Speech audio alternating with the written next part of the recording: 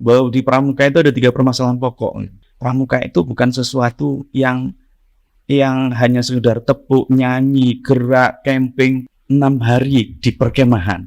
Itu sama dengan 6 bulan di dalam kelas pendidikan.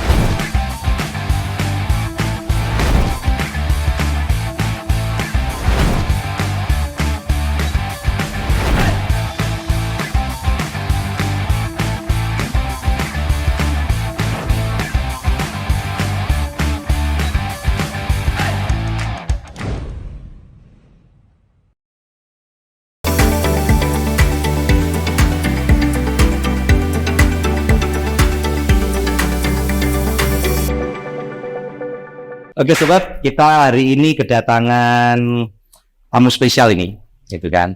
Tadi janjiannya agak terkendala waktu karena beliaunya sangat super sibuk. Ini makasih banget udah hadir di sini. Terus seragamnya ini mengingatkan saya berapa tahun yang lalu waktu SMP. Terus terang saya dulu SMP tuh aktif pramuka.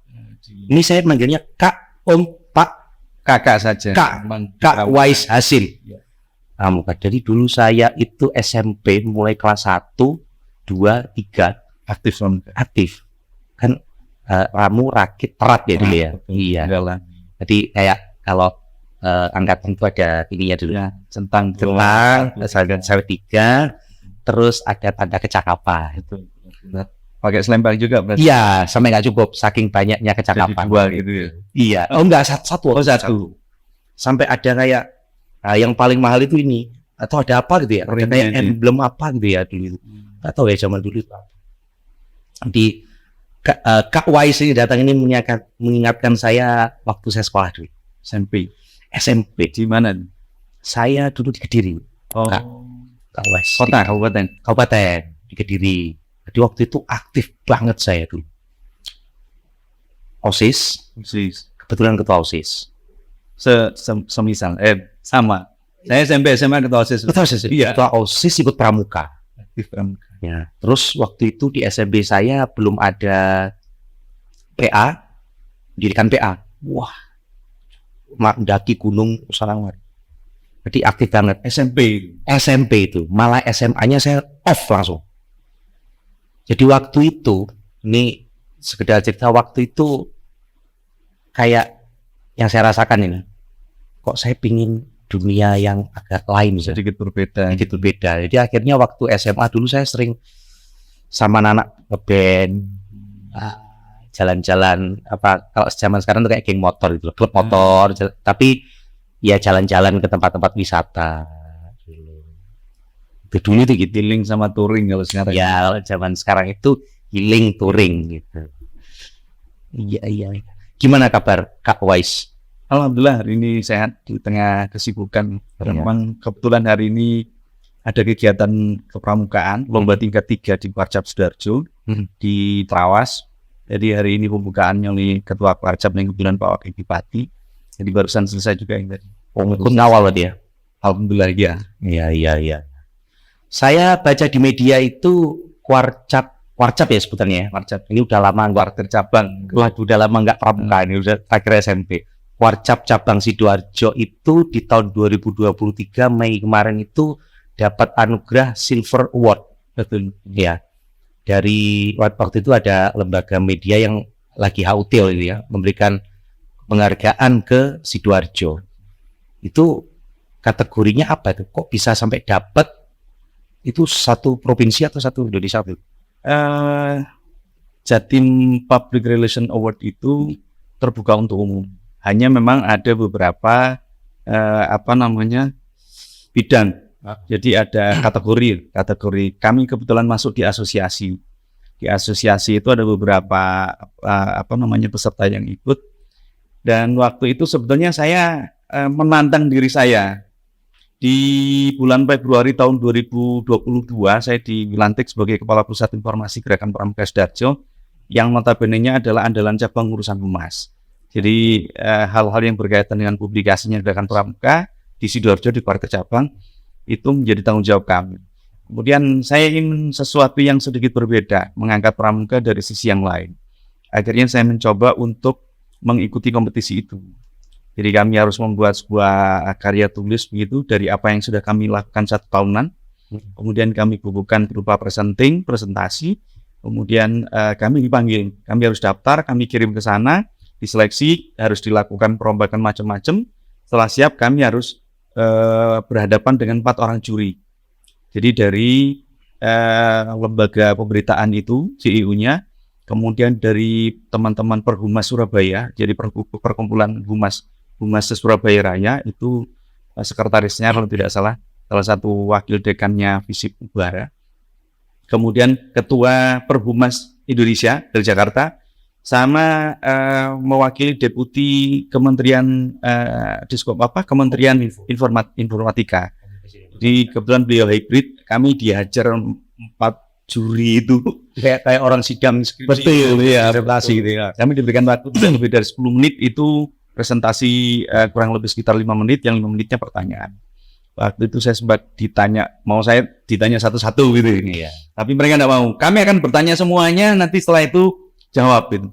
Ya karena kami terbiasa di pramuka, ngajari adik-adik, diskusi pembina dengan pelatih dan sebagainya, kami coba untuk menyampaikan jawaban itu sesuai dengan apa yang sudah kami lakukan. Apalagi karya yang kami sampaikan, kami presentingkan itu adalah karya yang memang sudah kami lakukan. Apa waktu itu yang memang diangkat untuk saya yang membuat unik apa yang mengangkat upaya untuk rebranding pramuka di Sidoarjo. Jadi membangun citra baru gerakan pramuka yang ada di Sidoarjo melalui optimalisasi. Kami punya kanal-kanal pemberitaan. Jadi kami punya website pramukadelta.org, kami juga punya media sosial. Tapi setahun berselang sampai dengan sekarang ini kami fokus ngangkat kami punya website Pramuka Delta. Ya, ya. Awal-awal 2022 kami pegang itu total hampir 5 tahun ke belakang, itu kunjungan kami tidak lebih dari 22.000. Hari ini sudah 179.000. Luar biasa. Jadi itu yang kami coba untuk angkat, kami jadikan sebagai satu riset kecil gitu, kami sampaikan bahwa ada gap nih. Kenapa di Sidoarjo pramuka kegiatannya banyak tapi banyak orang tidak tahu? Ya karena memang proses upaya untuk publikasinya kurang. Dan itu sebetulnya menjawab 3 pertanyaan permasalahan pokok pramuka yang selama ini saya coba sampaikan ke Kuarcap, ke Kuartir Nasional dan Kuartir Daerah, bahwa di pramuka itu ada 3 permasalahan pokok.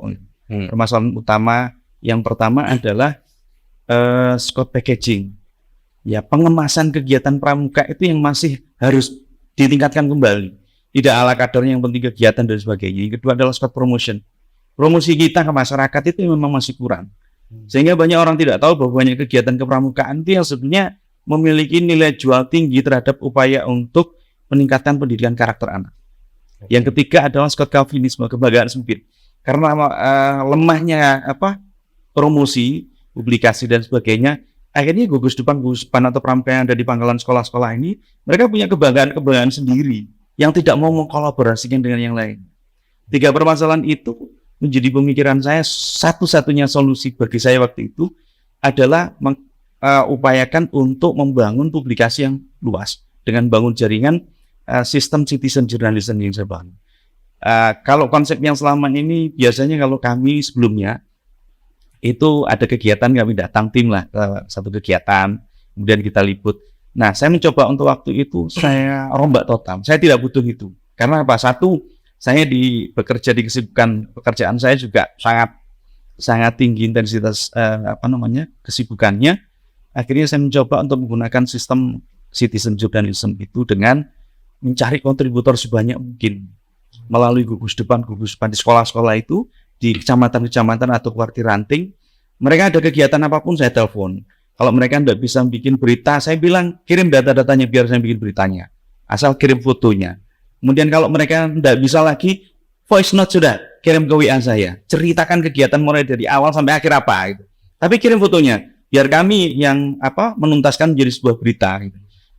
Saya janji waktu itu 2 kali 24 jam berita sudah akan naik. Kemudian kami share ke mereka, kami balikkan lagi mereka, kami minta mereka, ayo bantu publikasi, jadikan status di mereka punya jejaring itu. Jadi kalau sekolah itu ada 300 siswa, ada orang tuanya tentunya, ada gurunya. Ketika berita saya balikkan ke sana, sekolah kan bangga, masuk nih berita akhirnya mereka feedback ke orang tua, ke anak-anak menjadikan status. Berapa ratus yang sudah mereka share. Ini seringkali juga kami sampaikan ke teman-teman sekolah-sekolah swasta yang membutuhkan publikasi. Ayo kolaborasi dengan kita. Sekolah sampean saya publikasikan, tapi dengan catatan angkat dari sisi pramuka. Saya bilang begitu, bikin kegiatan pramuka di sekolah swasta itu, nama sekolah Anda terangkat, kami terbantu bahwa ada kegiatan pramuka nih di sekolah ini. Kami lempar lagi kepada masyarakat, mereka bantu publish lagi. Bahkan ada satu berita itu sampai tembus repost hampir 3.500 di repost itu. Bahkan kami pernah sehari itu pengunjung website kami di banned. Karena saya tidak tahu. Mungkin dipikir ya website yang macam-macam gitu ya. Kira kecil. Itu. Karena waktu itu sehari kami bisa tembus sampai hampir 3.500 pengunjung. Waktu itu, karena memang kami mencoba untuk membuat sebuah terobosan itu. Nah, alhamdulillah sekarang sudah mulai 300, 500, 300, 500 setiap harinya itu dari sisi pengunjung. Itu yang akhirnya membuat kepercayaan kepada kami sampaikan kepada pimpinan dan masyarakat, bangunan trust building-nya pramuka mulai kebentuk. Nah, kami melangkah ke yang lainnya, mulai meningkatkan edukasi. Kami sampaikan kepada teman-teman, pramuka itu bukan sesuatu yang hanya sekedar tepuk, nyanyi, gerak, camping, pulang panci pesok, dandang peok, kemudian muka kusam dan sebagainya. Bukan itu. Bahkan kalau saya mikir pramuka itu kayak formalitas. Betul. Karena ada seragamnya kan. Nah, jadi hanya ya pokoknya ikut pramuka. Betul.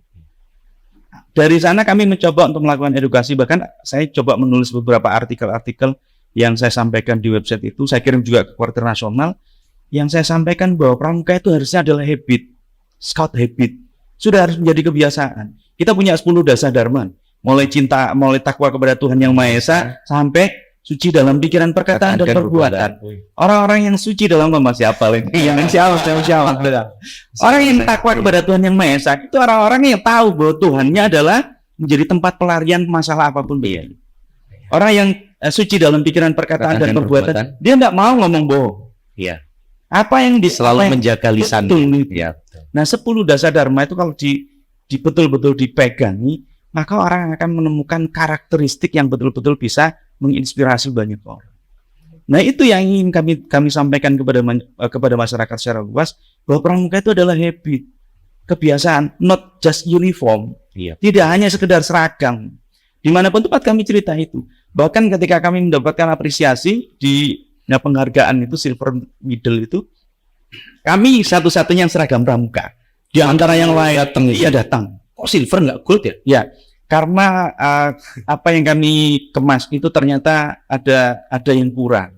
Jadi mereka menghendaki all round global, tidak hanya mengambil satu sisi publikasi saja. Apa sih yang sudah dilakukan oleh pramuka selama 1 tahun itu? Munculkan jadi satu konsep. Mereka mintanya itu baru bisa masuk gold. Target saya tahun ini, tidak apa-apa lah, kemarin silver itu menjadi istilahnya latihan kita. Gitu. Tahun ini kami sudah mengemas, termasuk kami punya brigade penolong, di mana ada orang tenggelam di beberapa tempat itu di daerah sungai-sungai besar, Porong dan sebagainya. Mereka turun langsung bantu BPBD, Badan Penanggulangan Bencana Daerah itu. Mereka turun langsung. Kita punya perahu nih, sudah punya perahu. Mesinnya pinjam BPBD. Kalau ada orang tenggelam tuh mereka turun langsung bergabung dengan teman-teman SAR, teman-teman relawan yang lainnya. Artinya bahwa pramuka itu bukan hanya sekedar uniform. Kami action di lapangan. Kami melakukan apa-apa yang di lapangan. Orang-orang yang, mohon maaf, yang sudah terbangun karakternya di pramuka, meskipun saat ini tidak bergabung di pramuka, maka dimanapun tempat mereka masih ingat dasar dharma. Dan itu yang akan menjadi reminder bahwa mereka harus bekerja sebagaimana, saya pernah dibesarkan di pramuka melalui dasar dharma itu. Masih ingat saya. Masih ingat dasar dharma itu. Dasar dharma yang kedua, satu, takwa pramuka itu satu, takwa kepada Tuhan Yang Maha Esa. 2, cinta alam dan kasih sayang sesama manusia. 3, patriot yang sopan dan satria. 4, patuh dan suka bermusyawarah. 5, rela menolong dan tabah. Dan seterusnya. rajin, terampil dan setia. dan gembira. 7. Hemat, Cermat dan bersahaja. 8. disiplin. Disiplin, berani dan setia. 9. bertanggung jawab. Bertanggung jawab dan dapat dipercaya. 10. Suci dalam pikiran, perkataan, dan perbuatan. Itu kan sudah betul. Sudah menjadi menjiwai, sudah masuk ke dalam passion itu, sudah menjiwai di dalam itu. Bukan hanya sekedar uniform. Uniform ini sudah lepas. Nyampe rumah, habit kita sebagai pramuka ketemu anak. Tadi saya telepon, belum pulang. Saya sampaikan ini masih ada kegiatan itu. Termasuk saya tadi ditanya sama ketua harian, Kak, sini aja dulu. Saya izin hari ini saya diundang teman-teman orisinil untuk podcastan. Podcastan apa, Kak? Wis. Ya. Kita udah Saya bilang terkenal. saya bilang teman-teman ini bahas masalah Iya. kepemudaan enggak, tapi yang diangkat adalah pramuka. Saya diundang sebagai Kapusinfo. Nanti saya akan cerita banyak. Nanti kalau sudah saya tayang pasti saya sampaikan kepada teman-teman. Nah, ini yang menurut saya secara pribadi kami di Pramuka mengucapkan terima kasih. Iya, sama-sama. Bagian daripada sebuah simbiosis mutualisme. Benar. Kami dibantu untuk membangun trust building-nya masyarakat Semadan Kuat di Sidoarjo. Dan alhamdulillah sampai dengan hari ini Warter Cabang se-Jawa Timur ibaratnya secara publikasi dan sebagainya kita paling atas. Mantap. Di antara yang lainnya. Saingan kita hanya ada di Trenggalek, Malang sama Kediri. Tapi kita masih di atas. Karena hampir 1,5 tahun kita tembus kurang lebih sekitar 400 sampai 500 berita dan artikel yang ada di kita punya website itu. Jadi poinnya adalah website itu yang dikompetisikan. Betul. Sebenarnya ini adaptasi dengan perubahan sekarang untuk pramuka itu menjadi terus relevan, karena sebenarnya nilai-nilai yang ada di Dasar Dharma itu akan terus relevan. Betul. Apapun kami meyakini perkembangan zaman seperti apapun manusia membutuhkan agama. Ya, artinya bagaimana mereka bergantung kepada Tuhannya terhadap kehidupan mereka, takwa kepada Tuhan Yang Maha Esa. Orang-orang yang memiliki karakteristik ketika ditanya A, B ya B, tidak isu dele sore tempe gitu kan. Itu orang-orang yang nantinya akan dipercaya sama masyarakat. Dan di Pramuka kan kita ada tribina itu, kalau mungkin masih ingat ya, ada bina diri, bina satuan, dan bina masyarakat. Masih ingat? Belum seleksi itu, Bina diri itu artinya ketika kita latihan waktu penggalan dulu, kita dipaksa oleh kakak pembina kita untuk punya TKU, tanda kecakapan umum, ramu, rakit, terapi, kemudian TKK, keahlian itu kan hanya sekedar tool saja, alat saja. Tapi sebenarnya arahnya adalah membangun karakter. Bahwa mereka ketika ingin mendapatkan satu apresiasi ramu, itu kan harus berproses menyelesaikan SKU poin-poin itu. Dan itu yang menjadi edukasi bahwa ketika nanti Anda besar, mau meraih apapun, jangan lupa ada proses yang harus dijalani. Iya loh. Itu dulu bisa diri. Kalau mau dapat ramu rakit terapi itu, jadi kayak ujiannya itu serius. Jadi ada suasana yang dibangun. Enggak kayak orang sidang kayak sekolah. Enggak. Jadi memang dinilai ibaratnya luar dalam lah. Ada prosesnya.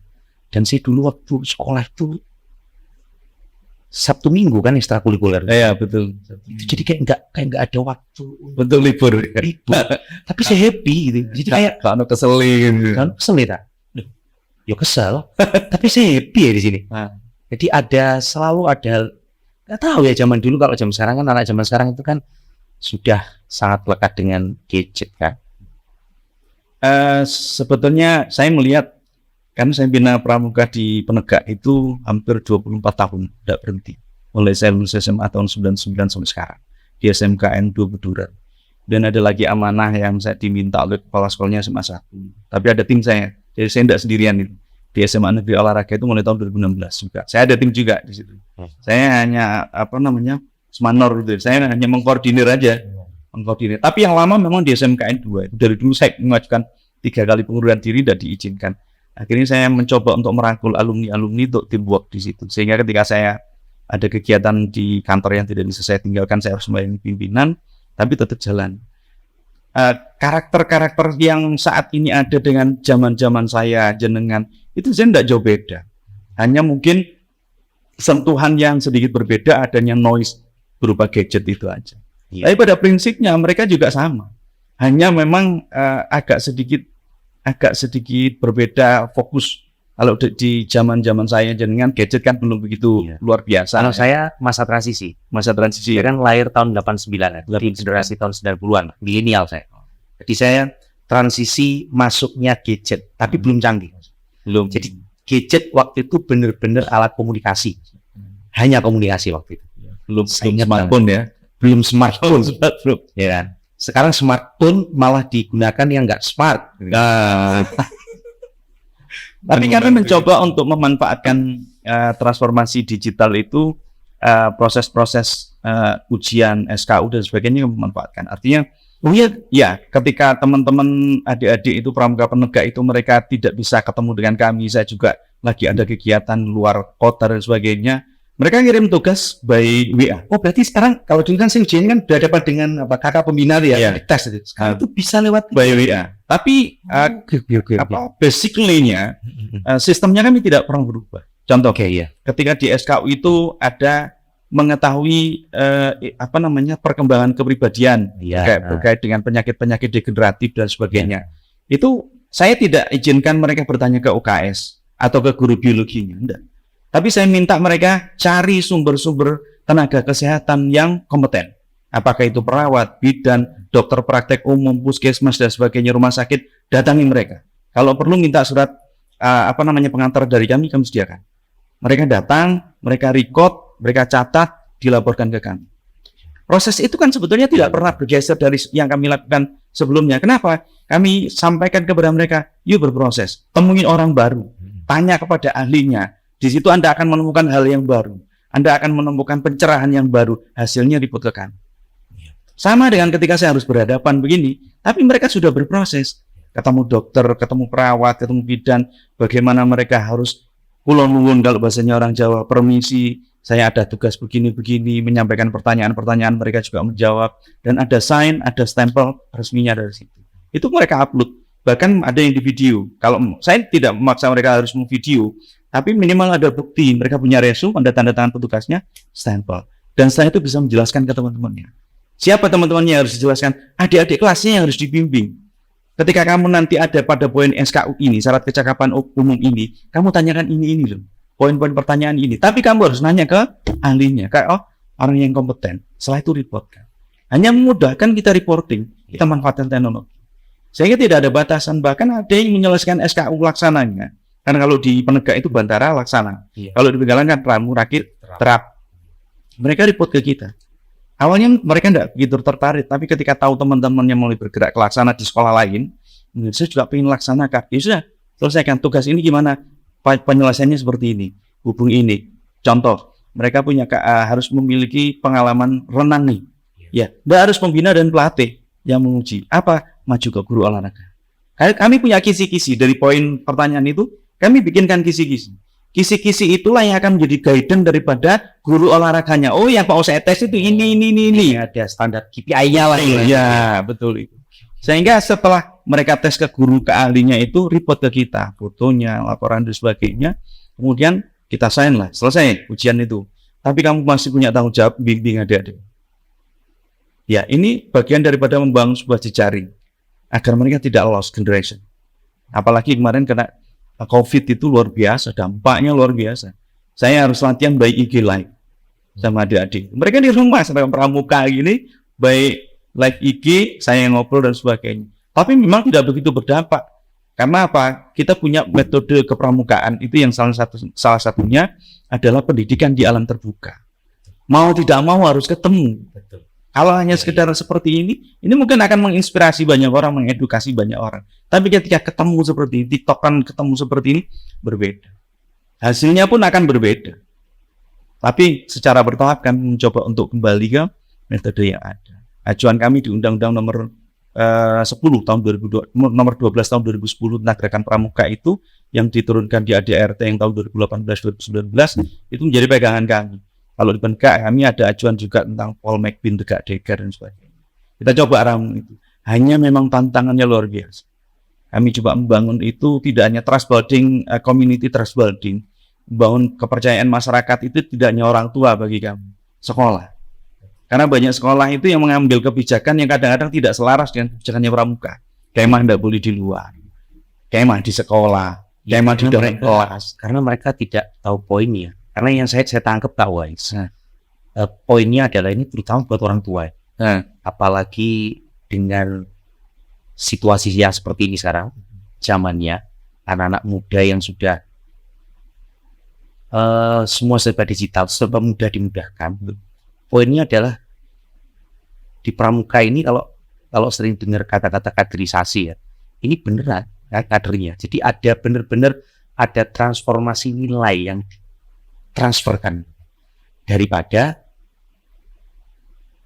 ikut kegiatan yang mungkin orang tua aja belum tentu bisa ngontrol, tapi ini sudah pasti gitu kan, kira-kira begitu kan. Nah, tujuannya ada digitalisasi itu tadi, itu kan untuk memudahkan menyampaikan, mendemonstrasikan lah ibaratnya lewat media kan. Betul. Bahwa orang tua sebenarnya anakmu tuh kalau ikut pramuka sip loh, kan. Ini tidak hanya seragam sekolah, tapi mereka benar-benar kita didik, tidak dididik seperti di ruang kelas, tapi ini dididik di alam. Kalau tadi poinnya saya nangkep misalkan ke SKU yang kesehatan itu, sebenarnya dia googling bisa. Betul. Tapi kamu tuh dipaksa mengamalkan 10 dasar dharma. Datang, kamu belajar bagaimana sopan santun, adab bagaimana. Betul. Di mana bumi dipijak, di situ langit hijau. Gimana menyesuaikan, tanya, harus sabar, cari waktunya, mendengarkan, ya belajar juga, komunikasi. Sampai kemudian ujian, dia siap. Jadi tidak hanya tekstual, tapi benar-benar dia itu mengakar banget kan. Jadi relevansinya, kalau pertanyaannya gimana relevansinya pramuka di zaman kekinian, di mana posisinya sekarang?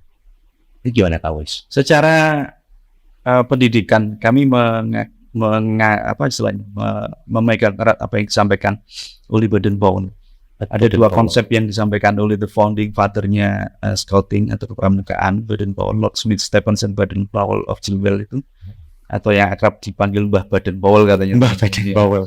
Itu yang pertama adalah bahagia adalah membahagiakan orang lain.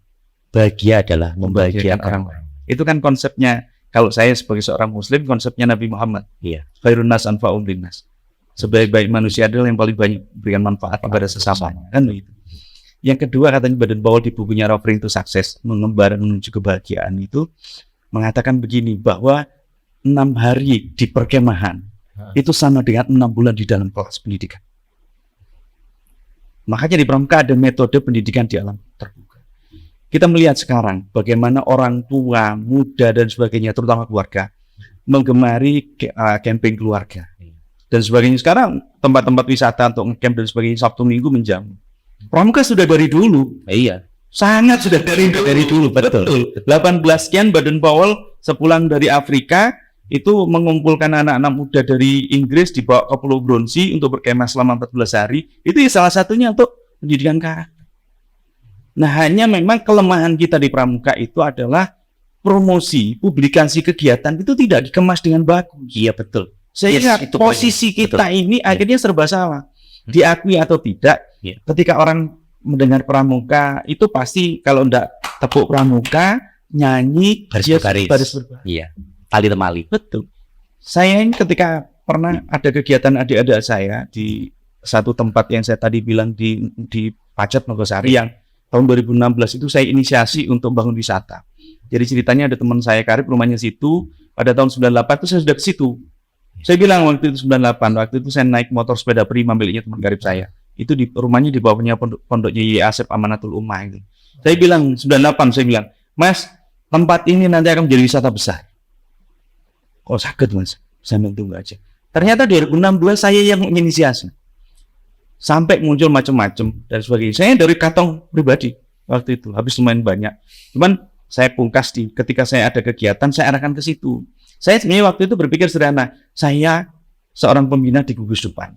Kegiatan di alam terbuka saya harus punya bumi perkemahan. Kan begitu. Warca bumi perkemahan belum ada waktu itu. Kita sekarang punya 4,2 hektar ada di Desa Tanjung Wakir Kerembung. Sidoarjo ini? Iya, Sidoarjo punya. Kita masih terus berbenah. Tapi waktu itu saya berpikir, kalau kemah di dalam kota, itu suasananya yang udah beda jauh dengan di sekolah. Bagaimana saya punya di sana, saya enggak keluar duit banyak, harganya kalau kita mau kerjasama dengan perhutani kan juga luar biasa. Betul. Akhirnya saya kolaborasi dengan masyarakat di sana, anak muda saya kumpulkan, saya ajari Sabtu Minggu 2 tahun saya riset. Sabtu Minggu saya nginep di sana. Saya ajarin dengan, saya ajari sama bawa LCD, bawa laptop, saya ajari bidang karakter manajemen. Saya bentuk taruna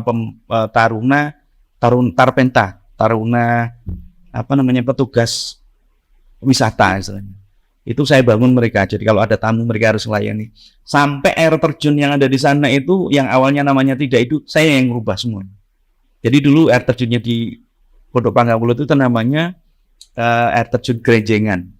Kemudian karena di situ batu-batunya banyak di kanan kirinya air terjun, saya rombak jadi air terjun Batu Gedek karena batu-batunya kayak gedek gitu, gedek dari bambu. Berani Kang Wes. Ya, karena masyarakat waktu itu trust kepada saya. Meskipun sebagian besar mengatakan ngapain anak orang tuanya, ngapain kamu ikut Hasim gila itu? Iya. Sampai dilabelin sama mereka. Karena saya datang setelah saya edukasi, saya pasang dengan banner 4 meter kali 2 meter, saya pasang di itu sama anak-anak. Nah, ketika saya adakan kemah dengan adik-adik saya di sana, masyarakat waktu itu saya ketemu sama sekumpulan anak muda dari kampus. Waktu itu sepertinya mereka anak-anak pecinta alam. Saya ini tahun 97 itu bangun pecinta alam waktu saya SMA, remaja Sidoarjo pecinta alam. Saya komandannya sampai tahun 2002. Setelah itu saya transformasikan kepada teman-teman. Itu keliling mana-mana juga. Nah, ketika saya ketemu, saya pakai pakaian pramuka, apa sapaan mereka? Salam pramuka kakak.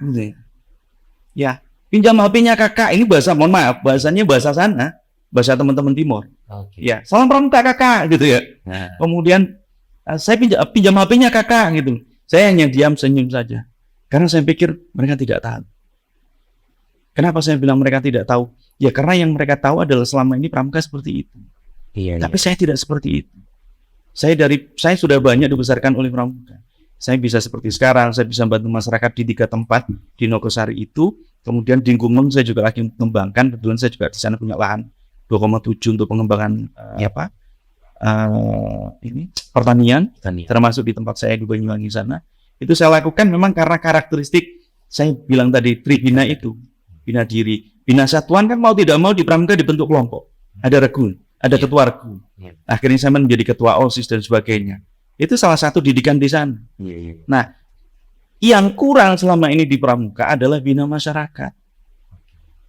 Artinya ketika saya turun di Nogosari, turun di Gubuk Tegal Angun yang saya tadi sempat ditanyakan, di Lembah Gumeng Raya di Desa Gumeng, Kecamatan Gondang, itu bagian daripada saya untuk bina masyarakat. Di sana ada spot-spot tempat-tempat yang bisa dikelola, disentuh, butuh investor dan sebagainya. Jadi tempat wisata yang luar biasa. Hanya sampai sekarang saya memang belum punya duit cukup itu. Saya mau ngajak investor itu ya belum berani mereka untuk turun ke sana karena memang apa ya istilahnya, tidak butuh dana yang tidak sedikit. Tapi saya yakin bahwa apa yang selama ini kami lakukan di pramuka ternyata berdampak. Sampai sekarang, saya punya dua peralatan flybox 2 set itu saya taruh di sana, saya berikan ke masyarakat, dimanfaatkan belum mereka. Ini tim saya ada yang punya alat camping ya. Dia nyewa-nyewakan. Oh, nyewakan. Nah, sudah dia itu merintis itu sejak kuliah kalau nggak salah. Sejak kuliah. Dia dapat uang saku dari orang tuanya kan waktu kuliah, dia sisihkan, beli tenda, beli sleeping bag, beli alat yang buat tempat duduk itu. Jadi ya ada itu. Ya kan gitu kan? Dia. Nanti bisa kolaborasi. Ya. Kolaborasi sama saya. Jadi mungkin kalau yang kakak-kakak tadi itu poinnya adalah di masyarakat tahu ya pramuka itu just for fun. Dan kalaupun mereka tahu di jalan gitu kan, dia kan sering bantuin polisi kalau ramean. Hanya tahunya sekedar itu, padahal lebih dari itu kan. Kami punya lebih daripada 11 satuan karya. Jadi satuan karya itu adalah underbone-nya pramuka kalau saya boleh bilang, yang memang memiliki spesifikasi keahlian. Ketika ada pramuka yang di situ bantu polisi, Saka Bayangkara. Iya, saya pernah ikut Saka Bayangkara.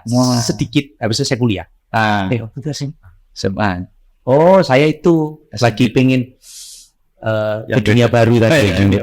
Aku pengen tahu dunia baru deh. Aku pengen, ya itu pilihan waktu itu. Kok OSIS, pramuka, taip akut. kayak saya pingin berteman sama teman-teman itu, saya pingin tahu dunia itu gimana sih. Dunia lain gitu ya. Akhirnya masuk, oh teman-teman geng-geng itu gini, oh ngeband tuh begini. Tapi saya tertarik dengan, saya pikir, nah saya udah nggak bersentuhan sama pramuka lama. Saya kira teman-teman pramuka itu masih, sorry Kak Wes ya, ya masih begitu-begitu aja, kolot. Saya dengar kata-kata kolaborasi itu seneng banget ya, karena poinnya di situ. Jadi, kalau mau cepat sendiri aja, cepat itu, wah cepat. Ya. Tapi kalau mau besar, kuncinya cuma itu, kolaborasi. Karena saya tertarik di awal tadi, Kak Wes bilang bahwa ada kontributor, ada ini. Kalau itu dilakukan sendiri, wah, kalau bahasa ekonominya kayak efektif dan efisien, biaya tinggi, habis energi. Cepat memang, cepat konsepnya. Tapi untuk menjadi besar susah. Dan poinnya kolaborasi. Ternyata pramuka mikir kolaborasi juga. Kami tidak akan pernah terlepas dari kata itu, karena kami punya tim mulai dari bawah di gugus depan. Itu ada Dewan Ambalan kalau di Penegak, ada Dewan Galang kalau di Penggalang gitu kan. Kalau di Partai Ranting kami punya kepengurusan Dewan Kerja Ranting, punya Andalan Ranting. Kemudian di cabang kami punya Dewan Kerja Cabang yang ngurusi Penegak Pandega, ada juga Partir Cabang, ada andalan-andalan sesuai dengan spesifikasi. Andalan itu orang-orang yang memang dianggap mengampu apa yang menjadi keahlian. Sesuai dengan sebutannya. Betul. Andalan, iya, andalan penegak saya kan pita kuning saya. Ini pita kuning, ini bagian daripada representasi bahwa saya sudah menyelesaikan kursus mahir pembina tingkat lanjutan yang fokusnya ke penegak. Jadi ini saya mau nyampaikan ke sobat-sobat yang nonton. Jadi sebenarnya lambang-lambang itu, terutama apa yang pita kuning, itu nggak sembarangan orang bisa dapat. Betul. Ini hasil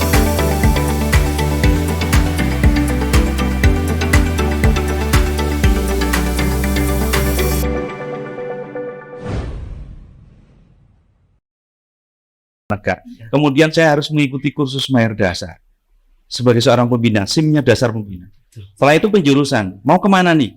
Mau ke siaga kah, ke penggalan kah, atau ke penegak? Karena saya mulai tahun 99 sudah, kalau bahasa Jawanya gulawentah, sudah banyak ngurusi anak-anak muda di penegak atau di SMK, ya saya fokus ke penegaknya. Dan memang berbeda. Ketika ini kursus tertinggi seorang pembina, kalau dia mau ngajari pembina, maka harus naik dia jadi pelatih. Harus punya SIM, namanya kursus pelatih dasar. Saya masih APD belum. Lanjutannya adalah kursus pelatih lanjutan. Ini yang akan ngajari pembina-pembina. Hanya memang saya setuju dengan yang jenengan sampaikan, Mas Arta sampaikan tadi, bahwa pramuka ini sebetulnya kalau saya menyebutnya bukan kolot.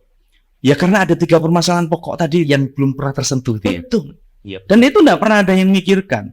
Ketika saya sampaikan ke media, itu menjadi lahan saya untuk literasi. Saya sampaikan, dan banyak, salah satu contoh Kepala Dinas Pendidikan sekarang Pak Tirto itu, ketika tulisan-tulisan saya naikkan, itu seringkali kalau ketemu. Karena memang saya ingin mencoba menginspirasi mereka, ayo berubah. Zaman sudah sangat berubah. Betul. Tantangan kita sudah luar biasa. Harus adaptif juga. Betul. Iya. Saya sampaikan ke Kuartir Nasional, sampai saya sampaikan, saya ini banyak menggulati dunia public speaking. Karena saya pernah disekolahkan oleh Pemda, mengikuti pelatihannya internasional Delkaraji Training yang terkait dengan high impact presentation, bagaimana presentasi yang berdampak. Itu di Sidoarjo dari 11.000 pegawai negeri sipil, dipilih 2 orang, salah satunya adalah saya. Disekolahkan Badan Kepegawaian Daerah. Saya punya hutang moral nih ke negara. Saya juga ngajari itu teman-teman pegawai negeri sipil yang mau saya ajari. Tapi itu saya tularkan juga ke teman-teman pramuka. Hei pembina, jangan hanya sekedar ngajar. Ngajar di depannya ada adik, itu ada teknik public speakingnya. Akhirnya saya bikin sebuah tulisan. Saya muat di Pramuka Delta, saya kirim ke nasional. Di nasional, di webnya Pramuka ID miliknya Partai Nasional itu sudah dibaca 1.000 orang. Salah satu tulisan saya tentang public speaking adalah mudahnya public speaking ala pramuka. Saya bilang, bagaimana teknisnya? Ketika kita ngomong public speaking itu kan belajar berbicara. Kalau saya seorang pembina, maka saya akan membina adik-adik saya. Betul. Kalau pelatihan pembinaan adik-adik saya itu hari Sabtu, 1 minggu sekali, 1 bulan kita ketemu 4 kali. Anggap ambil libur juga 1 tahun kita ketemu 10 bulan. Berarti 40 kali 1 tahun kita latihan public speaking di depan adik-adik kita. Lah kalau saya bina 24 tahun, 40 dikalikan 24 tahun, berapa banyak kali saya latihan public speaking itu. Dan itu ternyata saya bisa gunakan untuk ngajari banyak orang. ketika COVID kemarin saya buka kelas public speaking online malam, itu jam habis isya gitu saya live, kemudian saya batasi 10 orang, itu pesertanya dari Malang, dari Magetan, teman-teman jaringan pembina pramuka. Oke. Saya sampaikan itu. Iya. Nah, sebetulnya pramuka tidak sekolot itu. Iya. Pramuka itu luar biasa, saya bilang. Saya merasakan sendiri ketika saya buka kelas public speaking, saya bandrol sekian ratus ribu saja. Banyak orang. Dan mereka mengatakan, di luar COVID, saya ingin ketemu langsung. Public speaking secara online, secara offline. Saya bilang, ayo kita forumnya pramuka aja lah. Biar, apa namanya, biayanya tidak terlalu mahal. Iya. Kalau di luar, bandrolnya kan luar biasa. Itu saya manfaatkan betul. Kenapa? Saya sinergi, saya kolaborasi. Saya pernah dibesarkan pramuka. Kemudian di pemerintahan saya juga tidak akan pernah melupakan pramuka itu. Ya apa yang bisa saya lakukan? Saya lakukan itu. Sehingga apa? Saya tahu, kita tahu semuanya bahwa pramuka itu kan di bawahnya Undang-Undang Nomor 12 Tahun 2010. Itu jelas. Artinya organisasi semi pemerintah. Yang di situ keterlibatan majelis pembimbing saja di tingkat ranting itu Pak Camat. Majelis pembimbing di tingkat siapa? Pak Bupati. Ada keterlibatan aktif di sana. Dan tidak hanya sekedar keterlibatan aktif, anggaran, dana, kehadiran, support, kebijakan, dan sebagainya. Artinya kita incomplete. Hanya orang-orang selama ini tidak paham 3 permasalahan ini. Scott packaging, Scott promotion, Scott Calvinisme. Calvinisme ini kalau mau menghilangkan, saya bilang tetap dipublikasi. Kenapa? Ketika gugus depan itu, kontributor kami ngirim kegiatan dengan berbagai macam kemasan, itu kan akhirnya dibaca oleh gugus depan yang lain. Akhirnya mereka sharing ilmu semacam-macam. Ini kontak sama pembinanya dan sebagainya. Bahkan kami menggunakan satu sistem yang mungkin selama ini tidak pernah dipakai. Saya diprotes juga sama teman-teman. Setiap kali pemberitaan di kami itu saya cantumkan foto sama nama kontributornya. Saya bilang, saya tidak punya duit. Anggaran pramuka di Warcep terbatas. Tapi saya dipaksa untuk mempublikasikan itu kepada masyarakat. Bagaimana caranya? Citizen journalism saya mainkan. Saya punya kontributor. Bagaimana saya bisa membayari kontributor itu? Saya bilang, ya saya akan apresiasi foto mereka, nama mereka itu di setiap kali pemberitaan. Sehingga orang mengenal mereka. Ketemu satu saat di satu tempat, kakak ini yang bikin berita ini, bisa diskusi, ada inspirasi di sana. Saya bayarnya adalah by apresiasi, bukan by money. Dan itu banyak orang yang tidak tahu. Iya betul. Iya. Saya sepakat dengan konsep itu. Karena ini menurut saya, tahu nggak kenapa pramuka itu dipandang masih kolot apa? Karena tadi Kak Wes bilang, ini kayak semi pemerintah kan? Ya. Saya juga tadi akhirnya berpikir gini, saya agak, Kak Wes ini bisa, kan Kak Wes ini ASN kan? Iya, betul. Protokoler kan? Iya. Protokoler pimpinan di Kabupaten Sidoarjo. Bisa sangat pramuka banget ya ternyata ya. Jadi saya pikir kesan awal saya ini pikir saya nih podcast nih nanti akan ngomong yang gitu-gitu gitu kan. Ternyata menjiwai banget. Saya pikir menjadi pramuka itu ketika dilantik jadi apa? Pengurus itu tadi. Ternyata memang sudah sejak lama 2000 bahkan sebelumnya ya. Saya aktif pramuka mulai siaga, lengkap saya. Siaga, penggalang, penegak, pandega, berarti dari sekolah dulu ya? Dari kelas 4 madrasah ibtidaiyah di Banyuwangi. Dan saya ingat sekali bahwa masa kecil saya ini, kalau boleh sedikit cerita, masa kecil saya itu masalah perjuangan, masa-masa perjuangan, karena jangankan untuk sekolah, untuk makan aja susah orang tua saya. Tapi saya berpikir sederhana, satu-satunya untuk membunuh kemiskinan itu adalah yang mau tidak mau harus punya ilmu. Betul. Saya waktu itu ngaji di Kiai Kampung, namanya Romo Kiai Haji Mansur. Nah, di antara sekian 15 santrinya yang ngaji saya sore ke masjid, kemudian maghrib itu baru ngaji Al-Quran, selepas isya kami ngaji kitab yang mulai tasrifan dan sebagainya, nahwu sorof dan sebagainya itu. Nah, di antara 15 santrinya yang usianya rata-rata SMP ke atas, saya yang paling kecil kelas 4.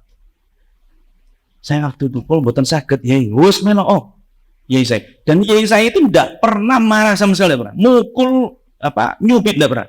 Saking sabarnya, luar biasa. Nah, itu menjadi basically saya akhirnya ketika saya sekolah saya melihat bahwa pramuka itu adalah lahan pendidikan yang paling murah.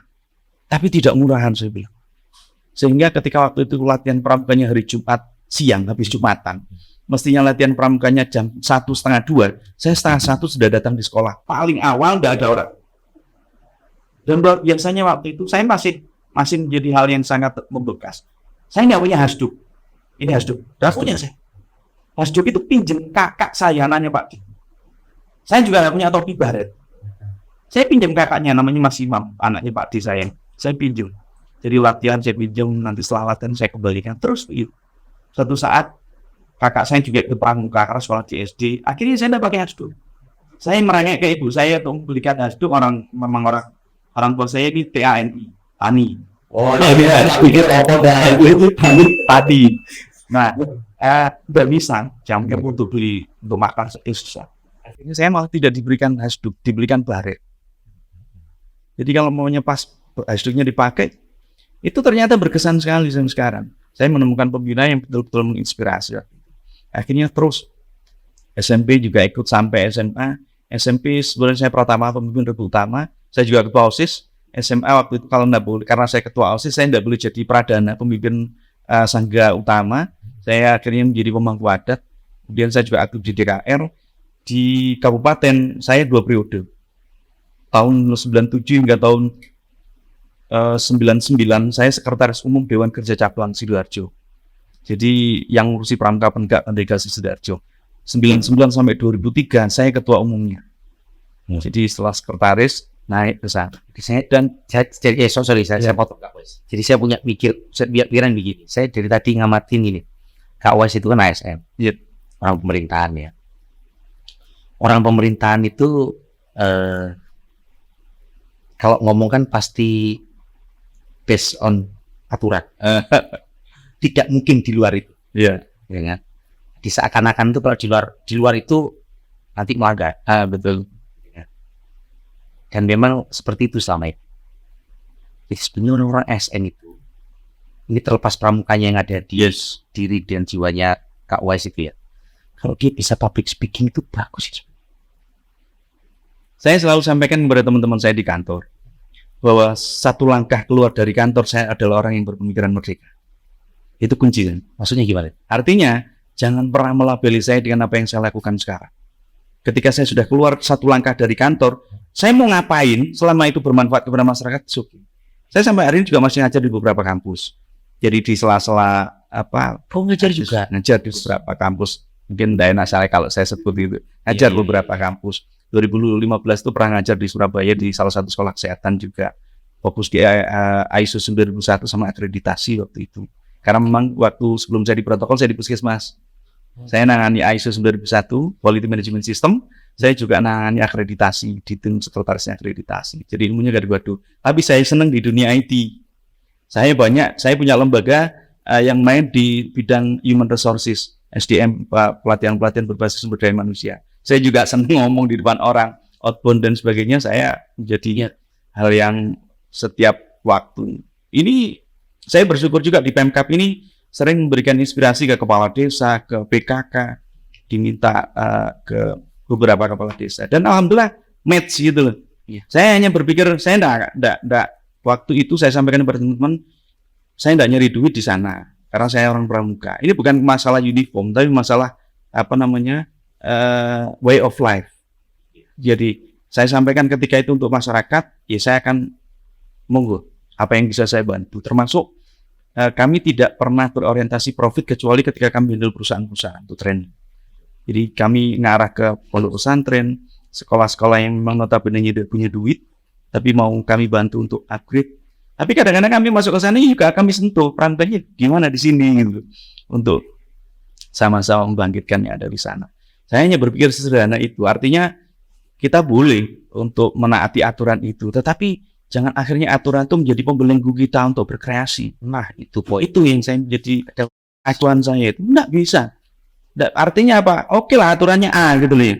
Tapi setelah aturan A itu terselesaikan, apakah kita tidak bisa melakukan upaya-upaya untuk menjadikan diri kita itu lebih inovatif, memberikan inspirasi ke banyak orang? Betul. Kemudian kreativitas kita tingkat. Maksud saya itu betul.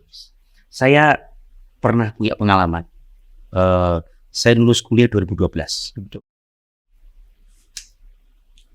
2013 awal saya berangkat ke Jakarta. Saya kebetulan dapat rezeki kerja di sana. Bukan PNS, kerja jadi tenaga kontrak lah, tenaga di sana. Beliau itu senior saya. Cuman dia jadi PNS di sana, saya kerja di sana, saya diajari. Saya sangat ingat celetukan dia. Dia aktif banget, dia workaholic, dia itu ASN ini benar-benar mas. Bapenas itu lembaga perencanaan, ya. Beliau sangat menginspiratif saya. Beliau itu sangat berpengaruh dari hidup saya. Cara berpikir dan lain sebagainya mempengaruhi saya. Saya ingat dia bilang begini waktu itu. Kira-kira begini. Di satu momen pada saat menyusun dokumen perencanaan, beliau bilang begini. Itu mungkin saking, kalau bahasa anak saya itu saking gedeknya dia ya. Melihat mungkin teman-teman di sekelilingnya akan kerja. Sebenarnya kita itu administrasi perencanaan atau perencanaan. Itu saya pahami ketika saya sudah keluar dari sana. Ketika saya keluar dari Bapenas sampai saya keluar ke kenal ke yang lain. Jadi artinya poinnya kalau tadi kembali para pemerintahan ini tidak salah sebenarnya, selalu aturan. Ya kalau aturan gini aja sudah. Ngapain harus gitu? Ini enggak. Jadi selalu ada yang baru. Dia selalu melampaui batas, tapi tidak melanggar. Beliau melampaui batas. Asiknya di sana. Jadi kalau sedikit saya ceritain, namanya perencanaan based on data, based on temuan hasil MONEF. Itu menjadi masukan untuk membuat bacaan. Dan apakah tidak ada yang kita saya kalau bahasa dia apa data itu bingung gimana cara dia ngambilkan salah satu sumber data yang itu data kayak data resource-nya di BPS disuruh tulis. Saya punya pengalaman menghitung waktu itu saya di kedeputian regional di Direktur Kawasan Sejarah Kepinggat. Saya bisa aja hitung berapa kebutuhan apa yang dibutuhkan dan berapa kebutuhan pendanaan untuk mengetasnya 180 juta data. Saya masih selama 2 tahun tiada hari tanpa dimarahin. Salah terus. Saya salah. Basic saya dulu waktu kuliah aktivis baru ngesel. Buat ini nggak bisa. Jadi buat surat nggak bisa. Waduh marahin. Wah sampai saya bisa. Ada dua lagi yang saya dapat dari dia. Ternyata orang sabar itu dan ini saya sampaikan ke Mas. Saya melihat ternyata orang sabar bukan orang itu sabar. Karena pada saat itu setelah saya kerja itu saya usaha. Saya punya staff waktu di Jakarta. Saya baik aja. Kalau saya berapa kaset, saya transferkan nulis. Karena itu saya ini bermanfaat buat kami. Saya kemarin saya capek. Aku ngajarin orang sampai bisa tuh. Wah, luar biasa. Artis orang yang masih ada, orang yang masih hidup. Kadang sampai sekarang jadi inspirasi. Jadi itu yang salah satu membentuk karakter saya. Membentuk. Jadi saya kalau ketemu satu orang itu mungkin dia nggak tahu kepramukaan atau enggak ya. Tapi itu kayak ada nilai pramuka di beliau. Ada nilai pramuka. Saya ketemu dia itu karena apa ya? Karena organisasi di waktu kuliah. Salon di satu organisasi waktu kuliah waktu itu. Di ceritanya ya pas ketemu di sana, jadi beliau ngajak adik-adiknya diajak ke sana.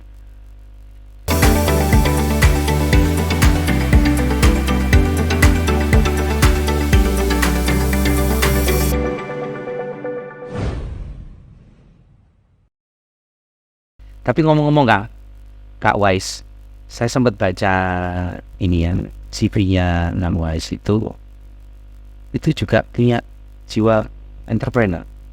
Iya, kebetulan Ya 5 lembaga, Holistic Learning Center Indonesia, ya kan, itu pendidikan dan pelatihan. Terus ada Hatria Hadrifa itu, jadi trading juga online gitu kan, batik gitu ya, batik. Terus ada Aligura Agri Pertanian tadi ya. Ini juga ya. ya alhamdulillah. Terus Singgah Sartai Village homestay yang di Pajak sama Gubuk Tegal Amon yang misalkan Amon Tegal Amon ya. Ini tadi jiwa yang tertentu. saya ini dulu Apa terpengaruh juga dari sebetulnya ada dua sisi. Yang pertama karena apa ya, di Pramuka saya pernah ini masih pajak. kalau ngomong Saya waktu itu memang berpikir sederhana begini, bagaimana untuk mengubah pola pikir saya yang basic on-nya adalah petani. Bapak ibu saya adalah buruh tani. Dan kemudian saya hijrah ke Sidoarjo tahun 93, sekolah SMP SMA, kuliah sama Pak Ali saya di sekolah kan. Kemudian beliau basicnya adalah buruh pabrik. Nah, sehingga saya berpikir sederhana, satu kata kunci yang saya pegang betul itu masih seterusnya. Kata kuncinya, saya pernah baca hadisnya Nabi Muhammad yang mengatakan bahwa 9 dari 10 pintu rezeki itu ada di perniagaan. Berdagang, di usaha dan sebagainya. Akhirnya saya sempat aktif di multi-level marketing. Saya punya 350 downline. Waktu itu kisaran tahun 2002. Saya juga sudah call agency manager. Jadi kan Kak Was ini saya foto Kak Was ini pengalamannya banyak banget dari semuanya pernah di Iya, tidak di dunia marketing. tidak sekedar main C. Enggak. Saya mainkan waktu dapat 3 tahunan. Saya sudah belajar ke Bandung Jakarta untuk multi level marketing waktu itu. Tapi setiap kali saya memberikan training, itu barusan saya mengatakan gini, saya itu kalau dimotivasi sama Pak Wais, ya, Pak Hasim itu berbeda dengan yang lain. Akhirnya saya mengambil satu kesimpulan bahwa saya punya passion di dunia training. Akhirnya saya banyak belajar training di situ, saya kembangkan. Saya tahun 2007 membangun Holistic Learning Center Indonesia. Yang lembaga pendidikan pelatihan itu, tapi saya supportkan benefit non profit. Jadi saya bantu sekolah-sekolah yang mau maju OSIS-nya. Dan itu hanya by networking, jaringan-jaringan. Itu enggak share market. Itu jadi tim kita anak-anak atau ketua OSIS yang di jaringan LDKS misalnya, itu ada ketua OSISnya potensi. Kita tadi jadi trainer muda. Jadi kita kembangkan di situ. Bahkan saya punya satu orang trainer itu yang sekarang di perusahaan teknologi besar di Indonesia, sekarang pegang Makassar dan di Indonesia Timur, yang omsetnya per bulannya di atas 6-9 miliar. Anda masih muda, 26 tahun, 27 tahun baru. Jadi on base-nya adalah didikan kita. Itu kalau basic dari Holistic Learning Center. Kenapa saya bilang holistik? Karena memang kami ingin mencoba memberikan pelatihan secara utuh, menyeluruh, tidak hanya sekedar hari ini berlatih besok buyar. Seperti itu. Kemudian kalau di Hadrifa itu sebenarnya singkatan dari saya, istri saya, sama anak saya. H itu Hasim, Tri itu 3, Fa itu anak saya, istri saya, Faria Lutfa. Terus kemudian anak saya yang pertama adalah Nur Faikotul Izzah, Fa juga. Anak saya yang ketiga adalah Fatimah Zahra, Fa juga. Oh, yang ganti itu dia? Iya. Jadi saya pakai nama Hasim, Tri, ada 3 Fa. Tadi kita ambil produk-produk batik Sidoarjo, batik Madura, batik Kalongan, tapi banyak dari Kalongan, Sulu. Tapi lebih banyak. Saya riset ke sana, sampai ke tempat sentra batiknya Pekalongan itu, kami datangi ke sana. Baik dari yang levelnya market low, ke pasar, sampai ke yang high, saya datangi 3 hari saya riset ke sana. Kemudian kalau untuk yang homestay itu memang dulu saya kolaborasi sama teman karib saya yang ada tempat wisatanya Pondok Panggang Mulut itu. Dia beli rumah di kampung, terus ngobrol sama saya, bikin homestay. Dia bersama nih, dan saya tak ikut. Anak usaha kita benahi, kita sewakan macam-macam. Kebetulan itu kan dekat sama pondok pesantren. Nah, salah satu market kita adalah orang tua santri-santri yang Coba dapat penginapan di sekitaran situ, dia naik sedikit. Atau yang sering kali kami pakai adalah fasilitasi kita orang pramuka juga. Di kita punya jaringan, gugus depan itu, mereka mengadakan training nih, pelantikan rakit, terap, kemudian kalau kita kata basicnya lebih banyak penegak ya, pelantikan bantara, laksana, atau LDKS, kita fasilitasi, pakai rumah kita, pakai homestay kita. Hanya memang fasilitasnya belum lengkap gitu. Pakai aja nggak apa-apa. Dekat daripada homestay kita itu ada lapangan yang memang dulu sempat kita bangun untuk mengikut kemahnya di desa. Jadi kita manfaatkan. Dan manfaatnya memang ke situ. Teman saya kan yang punya rumah itu juga istrinya pintar masak gitu. Sehingga kebutuhan di catering sudah ada yang handle. Jadi kebetulan saya itu saya itu mungkin passion saya ya, tentukan saya itu waktu pertama kali saya kuliah lulus, memang belajar saya itu di pemerintah waktu itu. Cuman atau ya mungkin dari kuliah karena sukanya bisnis, sukanya bersama nih, saya tertarik banget gitu kalau udah urusan. Jadi saya baca Kang Wais ini selain dia ASN, dia pramuka gitu kan, dia juga yang orang sadar itu mendirikan jadi owner, dan itu berjalan bertahan sampai sekarang. Dan di semua ini, jadi ada yang social entrepreneur, gitu kan, terus ada yang dia memanfaatkan alam, ada yang pertanian, ada yang trading. Saya tanya dia di Jawa semuanya. Tapi kayak enggak, kan ada kayak orang itu hanya kisahnya apa bersering ini benar-benar secara pelaksanaan di lapangan memang kami tidak semulus di Barat pasti itu. Hanya memang waktu itu saya konsep setelah saya punya pemikiran, saya juga merombak pola pikir saya dari seorang anak ini guru tani jadi seorang entrepreneur. Saya harus jadi guru. Tapi akhirnya saya membuat sebuah kesimpulan bahwa guru terbaik saya dan termurah saya adalah mertua saya. Saya mencari calon istri yang gitu. Yang basic nilainya adalah, yang basic keluarganya adalah tidak sama dengan saya. Sebentar, ini menarik. Iya. Akhirnya itu berbalik adalah mertua saya. Ya, akhirnya saya ketemu adik kelas saya yang juga di pramuka. Istri saya juga alumni pramuka Jawa Nasional sebenarnya. Adik kelas saya SMP, yang kebetulan juga masih ada hubungan familiar. Memang saya bapak asli Sidoarjo ya. Ibu Banyuwangi. Kemudian mertua saya ini adalah pedagang murni dari kecil sampai sekarang. Sampai terakhir beliau tahun COVID varian Delta itu meninggal, tapi masih terus sekarang ada usaha-usahanya diteruskan, anak-anaknya, adik-adik saya juga, istri saya juga sama. Jadi pola pikirnya sama. Saya bersyukur entrepreneur itu salah satu yang menjadi powernya adalah bagaimana mengatur keuangan. Betul. Itu yang paling kata kunci. Nah, saya mencari itu. Dan itu saya menemukan ada di istri saya yang memang secara kecil itu membantu abah saya, abah mertua itu untuk mengelola usahanya. Mulai keramik, galangan, kemudian pupuk, kedelai, ayam potong yang diunyah seluruh Jawa Timur dan sebagainya. Jadi, akhirnya dari situ saya berani belajar. Ketika abah saya waktu itu masih hidup, ya sering diskusi dengan saya. Terus saya, ya seperti ini nih, terus saya kembangkan. Dan kebetulan alhamdulillah saya punya istri itu yang match, artinya bisa ngelola duit gitu. Sehingga sehingga kita enak itu loh. Uangnya ini ngelola jadi butuh dan memang manfaat gitu. Jadi kalau bahasanya orang Jawa itu rupoan gitu ya, ada hasilnya, ada barokah. Tapi pernah pada tahun 1998 saya mengikuti kursus pengelola Dewan Kerja. Jadi waktu itu saya ketua DKJ, ketua Dewan Kerja Kabupaten Sidoarjo itu mewakili Sidoarjo ikut KPDK Jawa Timur. Kursus pengelola Dewan Kerja. Jadi ngajari bagaimana mengelola Dewan Kerja, atau kalau di kampus itu kan organisasi mahasiswa UKM dan sebagainya. Tapi kalau pramuka di tingkat Porter cabang itu ada Dewan Kerja cabang. Saya berangkat waktu itu 5 hari. Nah, di sana saya menemukan sosok namanya Kak Insinyur Singgih Setia Sayoko. Ini jebolan ITS yang seorang entrepreneur. Waktu itu ada materi entrepreneurship, ya, kewirausahaan sekarang. Ngajarin sederhana, dia hadirkan temannya yang pakainya berbeda dengan kami yang pramuka seperti ini, gitu.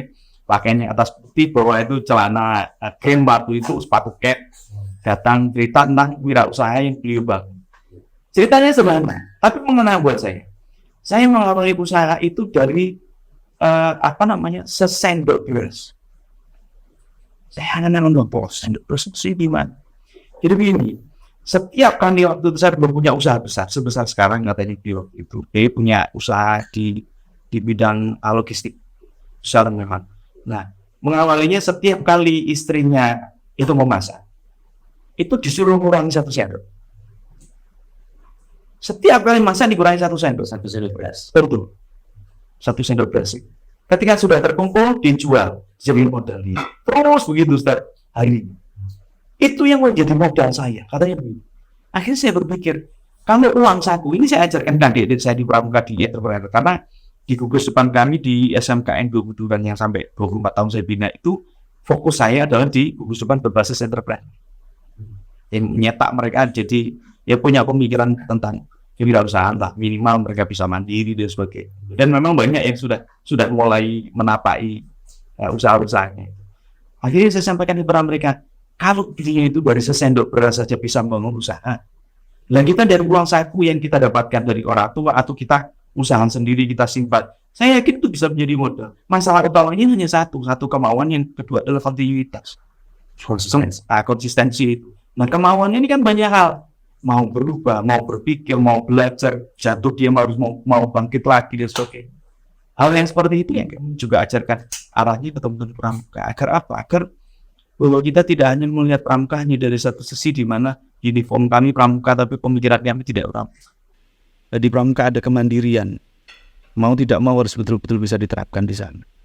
Nah, karakteristik itu yang akhirnya membuat saya juga mau tidak mau ada di sana. Selain saya dari dulu menerapkan 7-9 area kehidupan di dalam keseharian saya. Apa itu keluarga? Jungkir balik sejauh apapun, delosor seperti apapun, kita bekerja siang malam, toh orientasinya adalah untuk keluarga. Betul. Sehingga saya selalu diskusi sama keluarga, sama istri saya, usaha ini seperti apa. Hari ini kita sedang di rumah lagi ngembangkan usaha es kristal. Kami punya 2 freezer besar. Itu daripada awalnya kami kolaborasi ya, es tub gitu ya. Betul. Itu awalnya itu sebenarnya freezer kami es tub ya. Iya, kayak es tub kan kayak kristal. Iya, betul. Es tub. Nah, awalnya kami itu waktu itu kolaborasi dengan salah satu produsen bakmi Jogja dari Semarang besar. Ya, waktu itu kami juga invest ke sana. Kemudian ternyata kami tidak bisa maksimal karena kerjasamanya menurut kami tidak menguntungkan kami, kan cut. Akhirnya itu kan nganggur itu.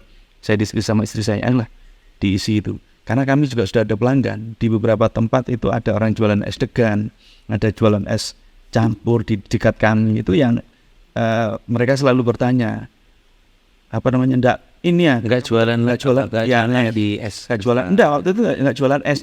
Kebetulan adik saya ini pegang usaha lanjutan abah saya air isulang. Oh iya, air isulang. Nah, itu kan air isulang di-matchkan dengan es kristal. Nah, akhirnya kita jalan. Dan itu yang akhirnya menjadi basic kami untuk terus bergerak, tidak hanya di ASN. Karena bagi kami, kalau satu keran saja tidak akan cukup untuk membangun sebuah rezeki dan memberikan manfaat kepada banyak orang. Maka harus punya 12 keran. Berarti Kak Wais ini sebenarnya punya mindset bisnis sebenarnya. Karena kalau orang bisnis pasti mikirnya gitu. Iya. Naruhnya tidak hanya di satu keranjang. Iya, betul. Saya diskusi beberapa minggu lalu sama senior saya, orang Kemenkop. Itu dia tiba-tiba ngasih tahu saya, tak bedanya pebisnis sama entrepreneur wirausaha. Yeah. Itu apa coba? Loh, pokoknya sama mas, beda. Memang sama-sama usaha. Kalau bisnis itu intinya saya untung, titik. Yeah. Kalau berwirausaha dia masih memikirkan untuk bermanfaat, gaji gimana, masih kita ya bermanfaat lah, melibatkan sekelilingnya. Nah, Kak Wais ini saya jadi bingung, ini ada ASN kayak gini ya. ASN saya pikir kan biasanya ini, mohon maaf, biasanya kalau di pemerintahan itu kan yang dimedikan image kan ya cuman ya simbol aja lah kan, itu kan. Saya tidak bisa bekerja model kayak gitu, terus terang saja. ketika saya ada di protokol, saya datang awal ini saya sampaikan apa adanya. Datang ke protokol, kami ini tidak by on the job training. Jadi datang, ya sudah mengalir aja, ikuti apa yang jadi kegiatannya teman-teman senior itu. Tapi saya berpikir, kalau saya it's okay, saya orang fast learner, saya bisa belajar cepat. Melihat orang seperti ini selalu berarti harus saya seperti ini. Salah saya benahi lagi. Das. Kemudian saya berpikir, kalau ada orang baru yang tidak setipe dengan saya, what must I do? Apa yang harus saya lakukan? Akhirnya saya membuat sebuah resume. Bagaimana menangani kegiatan-kegiatan pimpinan daerah. Manajemen acaranya. Itu dengan akronim patuh rapi. Jadi setiap kali saya datang seperti ini tadi nih, saya handle kegiatannya pimpinan daerah, Pak Bupati, peresmian satu rumah sakit di Sukodono, rumah sakit swasta. Ya, ketika saya sampai di sana sebagai seorang ASN yang protokol atau protokolnya ASN, what must I do? Saya punya akronim itu tadi, patuh rapi. Datang, tanyakan kepada mereka petugasnya siapa, Mbak acaranya siapa, semuanya. Kemudian acaranya seperti apa? Kemudian tempat-tempat yang akan digunakan beliau datang, tempat transit di mana, tempat duduknya di mana, setelah acara podiumnya di mana, panggungnya di mana. Kalau memang beliau harus seperti ini tadi ada hospital tour, kemana saja kami cek semua. Di tengah-tengah hospital tour beliau ada medical check up yang disediakan oleh rumah sakit itu, di mana tempatnya, siapa petugasnya dan sebagainya. Kearifan lokal juga kita pikirkan. Itu tempat. Yang kedua urutan. Yang ketiga U-nya, yang ketiga yang ke BATUH, yang hanya ini adalah humanisme. Saya jelek sama orang, sama Mas Arta saat ini, saya satu saat pasti akan ketemu lagi. Nah, daripada saya jelek dengan orang, saya mau lebih baik membangun chemistry yang bagus. Begitu. Karena satu saat saya akan ketemu, saya butuh, jangan butuh, kita akan jauh lebih enak. Betul. Itu yang saya sampaikan kepada teman-teman. Dan rapi. Ya, rapi itu akronim daripada rangkaian kegiatannya, acaranya, kemudian petugasnya seperti apa. Kalaupun toh memang terpaksa harus melakukan upaya inovasi, lakukan inovasi. Satu saat, saya cerita, menghandle kegiatannya Pak Bupati, kemudian ada tamu dari Komisioner KPU Pusat di satu desa di daerah kecamatan ujung baratnya. Dan itu kami kan butuh bendera nih, bendera merah putih yang bagus, karena mau ada tamu. Dan saya tanya kepada desanya, waktu itu acara di desa. Desanya ini ketika saya acaranya jam 10, kami datang jam 7 pagi, desanya belum dibuka. Perangkat desanya tidak ada waktu itu. Apakah kami mengeluh? Enggak. Kebetulan ada seorang hansip yang ada di situ yang mengajak komunikasi, bagus. Jiwa pramuka kami muncul, inisiatif kami. Diskusi persiapan macam-macam, ternyata benderanya enggak ada. Benderanya ada, warna putihnya sudah abu-abu, merahnya jadi oranye. Dan itu umum gitu loh. Kami tidak bisa model kayak gitu. Apa yang harus kami lakukan? Cari. Kebetulan di sampingnya balai desa itu ada SD. Kami pinjam di situ. Ternyata warnanya senada. Senada warnanya. Apa yang kami lakukan? Kami diskusi sama hansip, sama petugas di situ, tidak ada solusi. Mata saya melihat di depannya balai desa itu ada bendera yang baru karena suasananya 17 Agustus. Benderanya masih baru, ukurannya kecil. Tiangnya ngelencir tinggi itu yang dari pipa warna putih itu. Oh, itu aja diambil, saya bilang. Diambil. Nggak taunya di bawah itu adalah cor-coran dari semen yang dari cat 5 kiloan itu. Lah kalau itu ditaruh di depan apakah bagus? Dilihat tamu dari Jakarta, nggak bagus. Maka jiwa inisiatif kami yang saya bilang rapi tadi, lakukan inovasi, lakukan. Maka tetap itu kami pakai. Tapi kami cari itu yang namanya pot-pot bunga untuk menutupi itu yang namanya cor-coran. Udah bagus sudah. Meskipun tiangnya ngelencir tinggi ke atas gitu. Tapi kan kami ada inovasi gitu. Upaya-upaya seperti itu. Lakukan inovasi memang diperlukan. Dan itu saya sampaikan sebuah akronim itu saya singkat, saya bikinkan flyer, saya cetak ketika ada teman-teman baru pelajar ini. Iya. Saya tidak perlu lagi belajar seperti yang pernah saya lakukan. Jatuh, bangun, dan sebagainya. Nggak, ini pelajari. Setiap kali ada kegiatan, manajemen kegiatannya seperti ini. Nggak ngerti, tanya. Mau saya bimbing, tak bimbing. Selesai. Karena kita nggak bisa. Hidup kita ini kan memang mau tidak mau sebagai makhluk sosial yang mau tidak mau harus bermanfaat banyak orang. Nah kalau kita hidup hanya untuk konsep seperti itu, kerja pulang, capek. Tapi pahalanya nggak akan dapat. Iya, betul. Jadi mungkin Kak Wais itu kalau misalkan nggak di protokol sakit semua kayaknya. Di ruangan di kantor, waduh capek semua. Karena mungkin hanya di protokol yang ada ruang untuk inisiatif, mobile ini. Oke, Kak Wais, makasih banyak ini waktunya sudah ngasih banyak insight bagi kita, sudah menjelaskan bagaimana pramuka sebenarnya.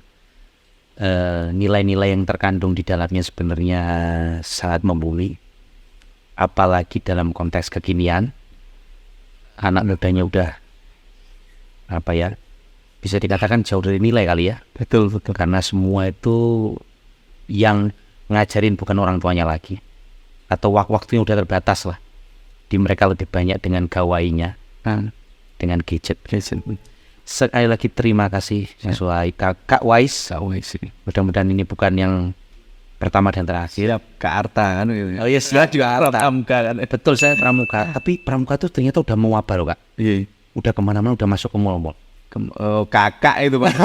Kan manggil Kak. Siap Kak, silakan Kak. Oke, sekali lagi makasih banyak udah hadir di sela-sela kesibukannya. Ini tadi ngawal pimpinan dari mana tadi Pak? Dari Trawas. Sini.